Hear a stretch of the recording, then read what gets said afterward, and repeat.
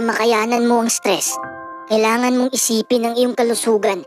Kailangan mo ring isipin kung anong pakikitungo mo sa ibang tao, pati na ang mga tunguhin mo at prioridad mo sa buhay.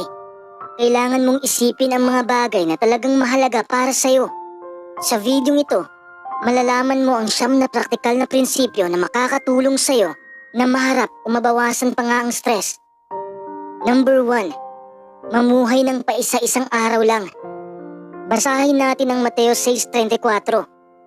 Huwag kayong mag-alala tungkol sa susunod na araw, dahil ang kasunod na araw ay magkakaroon ng sarili nitong mga alalahanin.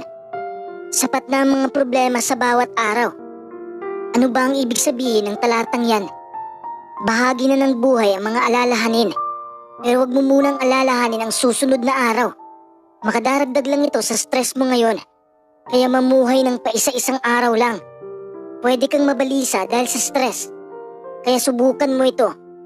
Una, tanggapin mo na hindi maiiwasan ang lahat ng stress. Kaya ang pag-aalala sa mga bagay na hindi naman maiiwasan ay makadaragdag lang sa stress mo. Pangalawa, hindi naman laging nangyayari ang mga bagay na ikinakatakot natin. Basahin natin ang Santiago 3:17. Pero ang karunungan mula sa itaas ay una sa lahat, malinis. Pagkatapos ay mapagpayapa, makatwiran, handang sumunod, puno ng awa, at mabubuting bunga, hindi nagtatangi, hindi mapagkunwari. Ano ang ibig sabihin ng talatang yan? Huwag maging perfectionist. Iwasang maging di makatotohanan sa inaasahan mo sa sarili mo o sa inaasahan mo sa ibang tao. Alamin mo ang limitasyon mo at ng ibang tao at maging makatwiran sa inaasahan mo. Kapag ginawa mo ito, mababawasan ang stress mo at ng iba at baka maging mas maganda pa ang resulta ng ginagawa ninyo. Maging masayahin din. Kapag tumatawa ka, kahit may mali ka pang nagawa, mababawasan ang tensyon mo at gaganda ang iyong mood. Number 2. Alamin mo kung anong nakakapag-stress sa'yo. Basahin natin ang Kawikaan 17:27. Ang taong may kaalaman ay may angat sa pagsasalita, at ang may kaunawaan ay nananatiling kalmado. Ano ang ibig sabihin ng talatang yan? Hindi ka makakapag-isip ng maayos kapag negatibo ka. Kaya relax ka lang. Alamin mo kung ano ang nagpapastress sa'yo at tingnan mo kung ano ang reaksyon mo. Halimbawa, kapag na-stress ka, pwede mong isulat ang mga naiisip mo. Pwede mong isulat ang nadarama mo at ang ginagawa mo. Kung alam mo ang reaksyon mo kapag na-stress ka, mas mahaharap mo ito ng maayos. Pag-isipan mo din kung paano aalisin ang mga nakakapagpa-stress sa'yo. Kung sa palagay mo imposible itong gawin, gumawa ka ng paraan para mabawasan ang epekto sa'yo ng stress. Pwede mong pag-isipan kung paano mo mapapagaan ang isang gawain o paano mo aayusin ang iyong schedule. Baguhin mo ang pananaw mo. Baka ang nakakapagpa-stress sa'yo ay hindi naman nakakapagpa-stress sa iba. Kaya depende yan sa pananaw ng isang tao. Pag-isipan mo ang 3 mungkahing ito. Una, huwag agad isiping masama ang motibo ng ibang tao. Halimbawa, may sumingit sa'yo sa pila. Kung iisipin mong kabastusan yon, maiinis ka lang. Bakit hindi mo isiping may maganda siyang dahilan? Malay mo tama ka. Pangalawa, tingnan mo ang positibo sa isang sitwasyon. Kung matagal kang maghihintay, halimbawa sa doktor o sa airport, mababawasan ang stress mo kung magbabasa ka muna habang naghihintay o gawin mo ang ilang trabaho mo habang naghihintay. Pangatlo, lawakan mo ang pananaw mo. Tanungin mo ang iyong sarili. Mas lalala kaya ang problemang ito bukas o sa susunod na linggo? Alamin mo kung ang problema mo ba ay simple at pansamantala lang o kung magiging malaking problema ito sa hinaharap. Number 3. Sikaping maging maayos. Basahin natin ang unang Korinto 14:40.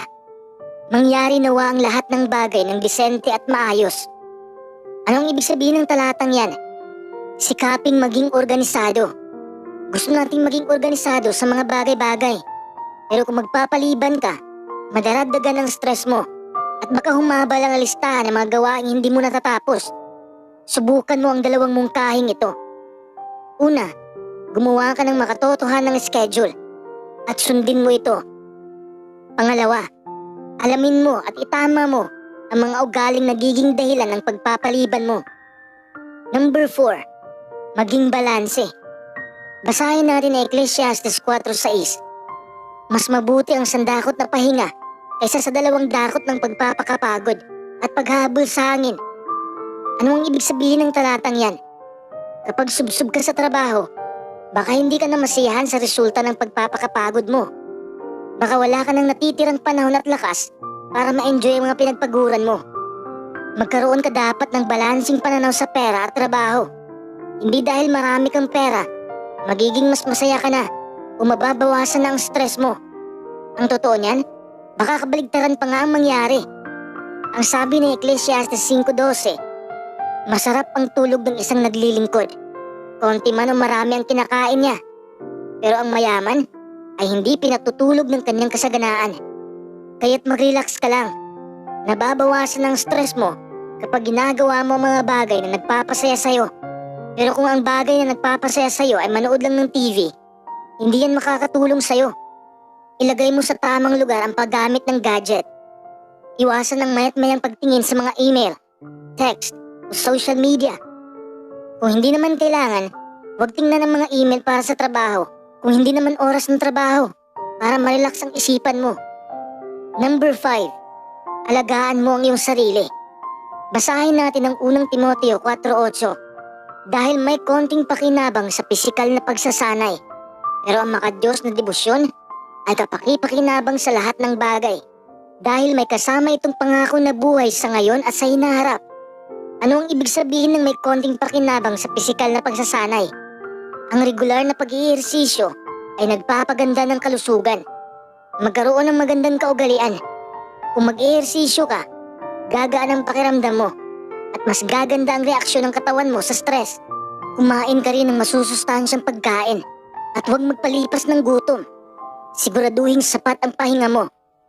Iwasan ang nakakasamang solusyon sa stress, gaya ng paninigarilyo at pag-abuso sa droga at alkohol. Habang tumatagal, lalo ka lang may stress dahil posibleng sirain ito ang kalusugan mo at ubusin ang naipon mong pera. Kung hindi mo na kaya ang stress mo, magpatingin ka sa doktor kapag lumalala na ang stress mo. Hindi ka dapat mahiyang magpatulong sa mga doktor. Alam mo, kung magpapakabait ka lang sa sarili mo at sa ibang tao, makakatulong ito na maibsan ang iyong stress. Basahin natin ang Kawikaan 11:17. Kapag mabait ang isang tao, siya mismo ang nakikinabang. Pero kapag malupit ang isa, siya mismo ang napapahamak. Sa aklat na Overcoming Stress, may isang kabanata na ang pamagat ay inaalis ng kabaitan ng stress. Sinabi ng author ng aklat na si Dr. Tim Cantofer na kapag mabait ka sa ibang tao, gaganda ang kalusugan mo at magiging masaya ka. Pero ang isang taong masungit o hindi mabait ay hindi masaya dahil nilalayuan siya ng iba. Sabi ko nga kanina, mababawasan din ang stress natin kung mabait tayo sa sarili natin. Halimbawa, hindi natin pipiliting gawin ang isang bagay na hindi natin kaya at hindi natin mamaliitin ang sarili natin. Basahin natin ang Marcos 12:31. Ang ikalawa ay ito, dapat mong mahalin ang iyong kapwa gaya ng iyong sarili. Wala nang utos na mas mahalaga pa kaysa sa mga ito. Kita mo yan? Dapat mahalin mo rin ang iyong sarili. Number 6. Magtakda ka ng prioridad. Basahin natin ang Filipos 1:10. Na makita ninyo kung ano ang mas mahalagang bagay para manatili kayong taimtim at wala kayong matisod hanggang sa araw ni Kristo. Ano ang ibig sabihin ng talatang yan? Pag-isipan mong mabuti ang iyong mga prioridad. Ilista mo ang mga gawain mo. Depende sa kung ano ang pinakamahalaga. Makakatulong ito sa'yo na mag-focus sa mas mahalagang gawain. Makikita mo rin kung alin ang hindi pa kailangang gawin o hindi na kailangang gawin o kung ano ang pwede mong ipagawa sa iba. Sa loob ng 1 linggo, bantayan mo kung paano mo ginagamit ang oras mo. Pagkatapos, pag-isipan mo kung paano mo ito magagamit sa mas mabuting paraan. Kung kontrolado mo ang oras mo, hindi ka laging nagmamadali. Maglaan ka ng panahon sa pagpapahinga. Ang konting pahinga ay makakapagpalakas sa'yo at makakabawas sa stress mo. Number 7. Humingi ka ng tulong. Basahin natin ang Kawikaan 12:25. Ang sobrang pag-aalala ay nagpapabigat sa puso ng tao. Pero ang positibong salita ay nagpapasaya rito. Anong ibig sabihin ng talatang yan? Ang mabait na mga salita ng ibang tao ay makakapagpagaan ng loob mo. Kaya't makipag-usap ka sa taong makakaunawa sa'yo. Baka matulungan ka nila tingnan ang mga bagay-bagay sa ibang anggulo kung makahanap pa nga kayo ng solusyon. Kapag nasasabi mo sa iba ang niloloob mo, gagaan ang pakiramdam mo. Kaya't huwag kang mahiyang humingi ng tulong. Pwede mo bang pakiusapan ang iba na tulungan ka sa gawain mo? O baka pwedeng ipakisuyo mo na ito sa kanila.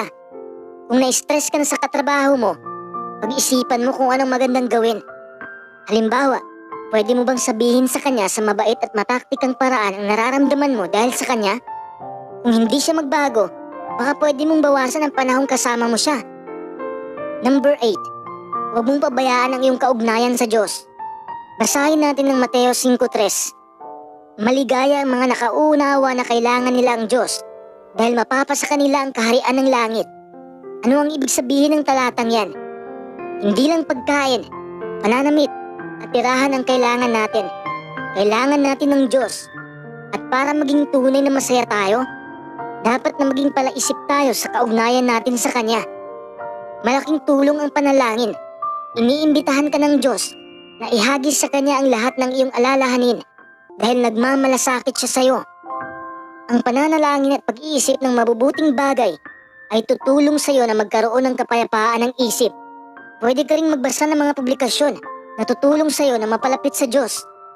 Ang mga prinsipyong tinalakay sa videong ito ay mula sa Biblia na isinulat para matulungan tayong mapalapit sa Diyos. Binibigyan din tayo ng Biblia ng karunungan at kakayahang mag-isip. Kaya bakit hindi mo subukang magbasa ng Biblia? Pwede mo simulan sa Aklat ng Kawikaan. Malaki rin ang nagagawa ng pagpapatawad. Ayon sa Kawikaan 19:11, ang kaunawaan ng taong pumipigil sa kanya na magalit agad at nagiging kapuri-puri siya kapag pinalalampas niya ang pagkakamali. Ang stress ay talagang nakakasama sa kalusugan nating lahat. Pero ang pagpapatawad ay nakakabuti sa kalusugan natin. Bakit? Kasi ang pagpapatawad ay ang pag-aalis ng negatibo at pagkakaroon ng positibo na mga damdamin, emosyon at paggawi sa nagkamali sa atin. Kaya ang konklusyon, ang pagpapatawad ay makakatulong para mabawasan ang sakit na nauugnay sa stress.